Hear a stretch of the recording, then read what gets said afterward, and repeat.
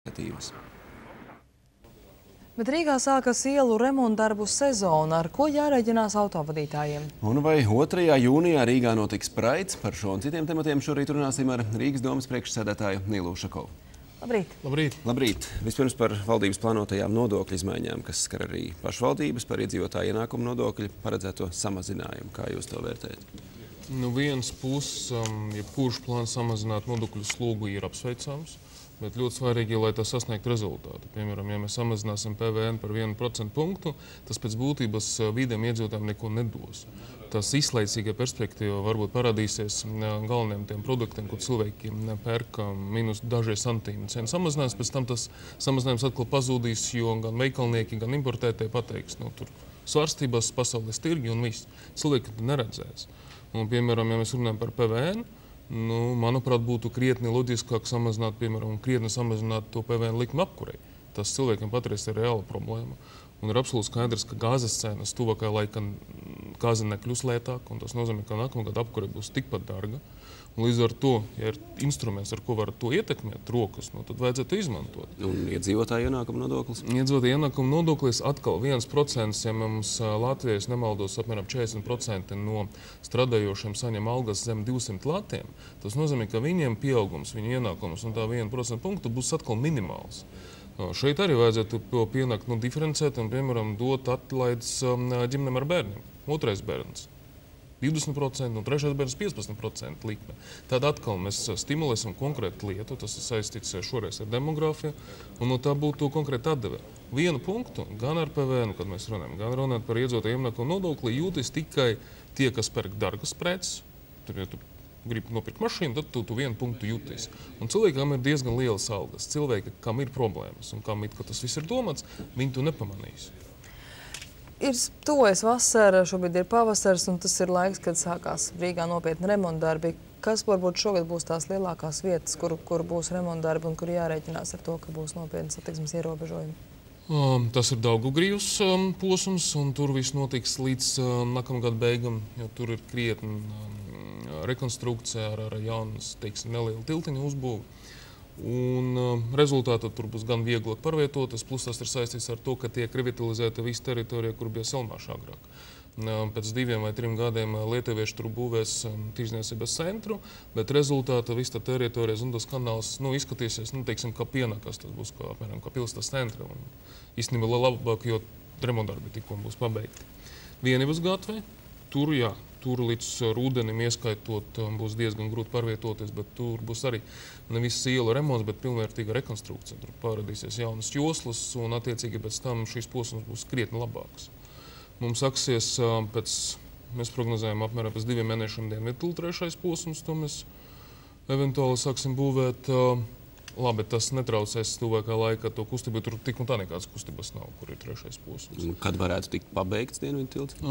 Dienvidtilts, mēs reiķinām apmēram 2 mēneši, lai to uzsākt, plus 14 mēneši, lai to uzbūvētu. Tad, kad jūs stājāties amatā, jūs veicāt vairākas lietas saistībā arī ar riteņiem Rīgā, bija uzlabojāt veloceliņus un tā tālāk, vai situācija šobrīd arī kaut kā domāts uzlabot, jo velo šobrīd ir vēl vairāk Rīgas ielās saistībā ar benzīna cenām, un mēs redzam to, ka pie Luksforiem dažkārt stāv pat 20 cilvēki ar velosipēdiem. Galvenais, kas bija izdarījis patreiz, tas ir tas lielais veloceliņš līdz Bērģiem. Tas ir svarīgi, un viņš ir svarīgs tā ziņa, ka tur tomēr parādījies pilsētas centra viens legāls posms, kur izbraukt ar velosipēdu. Ja mums centrs ir ļoti slikts velosipēdistiem, jo no ielas ir šauras, un neko nevar izdarīt. No platak tu nekad nepadarīs. Ne ar kādu naudu. Mums nākamgad, jo tagad sāksies nākamgad, tiks pabeigts veloceliņš no centra līdz Tarziņiem, ar Tengarāgu un Rumbulu. Tas arī ir svarīgs posms. Mēs pabeigsim līdz nākamam gadam veloceliņu tālāk no Vecmilgrāvja līdz Plūdmalei. Sāksim projektēt, un īstenībā mēs jau varētu nākamgad sākt veloceliņu uz Bolderā atkal uz Plūdmali, lai cilvēkiem, būtu ērtāk pārvietoties. Lai nebrauktu nevis uz Jūrmalu, bet brauktu uz mūsu Plūdmalu. Tā vienkārši valoda izsākoties. Un plus mēs mēģināsim vēl meklēt centru maršrutus, kur vienkārši var uz trotuāra. Nav nemaz tik daudz tas vietas, vienkārši sazīmēt, ka te var braukt ar velosipēdu, bet tur uzbūvēt mēs neko nevarēsim atļauties, atkārtoši vēlreiz. Ielas ir šauras. Kādas prognozes par šo turisma sezonu Rīgā, jo iepriekš kafejnīcu īpašnieki pauduši, ka pat tukšas esot. Es atvainojos, sniegs bija. Normāls cilvēks brauks pie mums. Tagad bija vēl senāk. Nē, mums, diemžēl, ar sniegu un ar laika apstākļiem bija kādu laiku. Pa grūti, bet tagad ir siltāk un cilvēku Vecrīga var redzēt jau ir daudz. Un mums ir ļoti liela plāna saistīti ar to, ka pāri 100, ja nemaldos, kruīz kuģu, tas skaits, kas šogad ir plānots. Tie visi reāli turisti, kas atbrauks un atstās te naudu. Ceram, ka šogad rekords būs atkal jauns. Pagājušajā gadā mums bija virs 1,2 miljoniem, tas absolūtais rekords. Šogad plānojam to pārsniegt. Vai arī paredzēts kaut kā uzlabot šo turistu ierašanās iespēju Rīgā, ņemot vērā to, ka iepriekš daudzi cilvēki ar koferiem klīst pa šo zaļo joslas zem Vanšu tilta starp Krastielu un Daugavu? No vienas puses, ja mēs salīdzināsim ar jebkuru citu pilsētu, mums osta atrodas praktiski centrā. Tur ar koferi, bez kofera zem Vanšu tilta, apmēram 5 minūtes līdz grūti viņiem ir atrast ieti, lai tiktu līdz tuvajam centram. Jā, bet tas tiek kartos, un tur tas attālums ir diezgan minimāls. Tuvojas 2. jūnijas, kad Rīgā grib rīkot praidu. Kad tiks pieņemts lēmums par to, vai šis pasākums būs vai ne?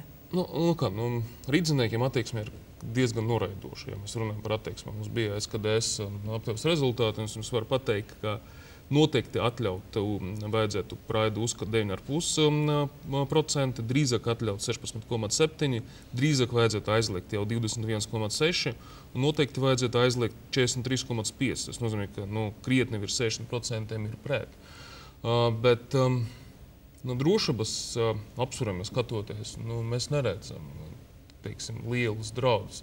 Jā, tur, protams, var izraisīties diskusijas vai debātas vai kaut kam tam līdzīgas lietas, bet tas var būt tikai lokāls un tas tik un tā policija, valsts policija, vajadzēs arī pašvaldības policija pasauks. Tas viss ir izcināms. Bet vai šādas aptaujas rezultāti, kur gan arī 2/3 min, ka ir pret, varētu būt par pamatu aizliegt? Nē, aptaujas rezultāti nevar būt par pamatu aizliegt. Ar visu cieņu pret tiem rīdziniekiem, 2/3 rīdzinieku, kas ir pret, tiesiski aizliegt nevar. Ja, piemēram, Rīgas doma pieņēma lēmumu nesaskaņot pasākumu 16. marta, neviens nevērtēja, pa saturu. Neviens neskaties, kādas ir aptaujas rezultāti. Tur tas sadalas rīdzinieku viedoklis tā 40 pret, 45 vajadzētu atļaut, apmēram tā. Bet tur bija drošības apsvērumi, ka, ja nedod Dievs, sāksies konflikts etnisku apsvērumu dēļ, tam varbūt krietni, tā nopietnāk sekās. 2. jūnijā, labi, viņi pastrīdēsies un pēc tam visi aizies mājās, gan otra, gan pirmā puse. Paldies jums par sarunu šajā rītā. Paldies, teiksim, paldies. Turpināsim.